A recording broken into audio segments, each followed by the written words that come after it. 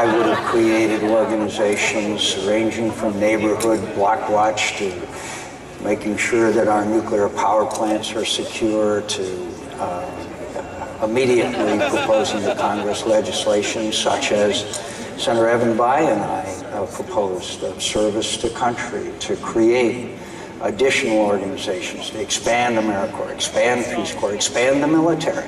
Obviously, we were facing a new threat. Obviously, we needed to, at that time, take advantage of the unity in the United States of America. We weren't Republicans on September 11th. We weren't Democrats. We were Americans. And I think that if we had asked for a concrete plan of action, both on the part of federal, state, and local governments, as well as by the Congress of the United States, as well as, frankly, talking directly to the American people, on the need for us all to serve this nation, I think perhaps we... But, you know, I got to tell you something, Rick. When I travel around this country, that spirit is still there in America. Today, we've seen Americans respond in a way that only Americans do, and I don't say that with any sense of superiority over any other group of people, but I do believe we're a unique nation and blessed with certain inalienable rights that we want to extend to the rest of the world. But I think that we probably still have that opportunity. And when I say this, I don't want you to take it the wrong way, but Americans are so frustrated now with our government. 84% of the American people think the country's headed in the wrong direction. The approval rating of Congress is down to 9%, I believe, down to blood relatives and paid staffers. And this is an opportunity.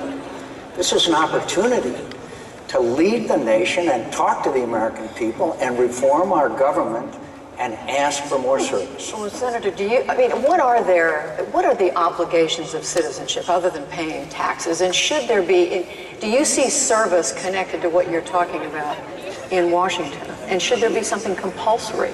No, I don't think so, Judy. I don't think, because I think when you compel someone to do something, then you basically are in contradiction to the fundamental principle of having people wanting to serve and willing and eager to serve. Americans are still eager to serve. Americans, when we look at all of the programs that we've made available, almost all of them, in fact, all of them are oversubscribed by people who are volunteering. What's the most, probably one of the lead organizations in America today is Teach for America. We're vastly, thousands more are seeking to be part of that program, to go in the inner cities of America and teach children. We're doing well in our military recruitment. Could do better. We've got to do better on retention, but we have to expand the military. So I believe Americans at this point, if you're digging for the pony as I clearly am, are ready now to be inspired. They're ready to go. They understand the challenges that we have in this world. They see the Russian invasion of a little country called Georgia. They see the problems in Afghanistan growing larger. They see a whole lot of things happening in the world that's going to require us to serve, and that opportunity has to be provided to them. I want to touch on something you said in an earlier answer, that Americans have a very low self-regard for Washington right now. How is it, though, that we can try to inspire people with public service and even go to Washington at the same time candidates are running against Washington and dissing Washington at every opportunity? Because we have to reform government. We have to reform the way we're doing business. Look at Congress's activities since they came off their 5-week vacation. They never miss a pay raise or a vacation or a recess. And the point is that they see this gridlock, they want it reformed, and they want it changed, and they're ready for change. And I think they're ready to turn a page the beginning of January. I think they are ready to say, okay. And one thing we politicians crave, it's approval.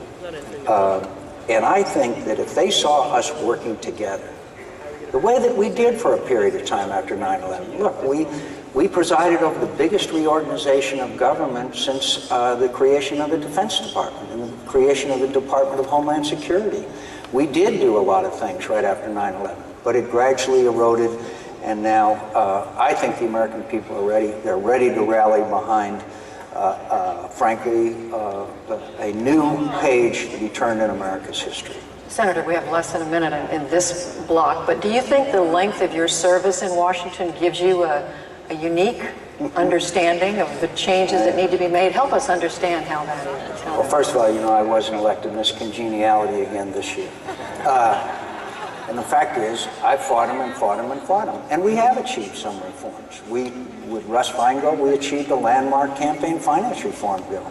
We did a number of other things. We enacted ethics and lobbying reform that wasn't nearly enough.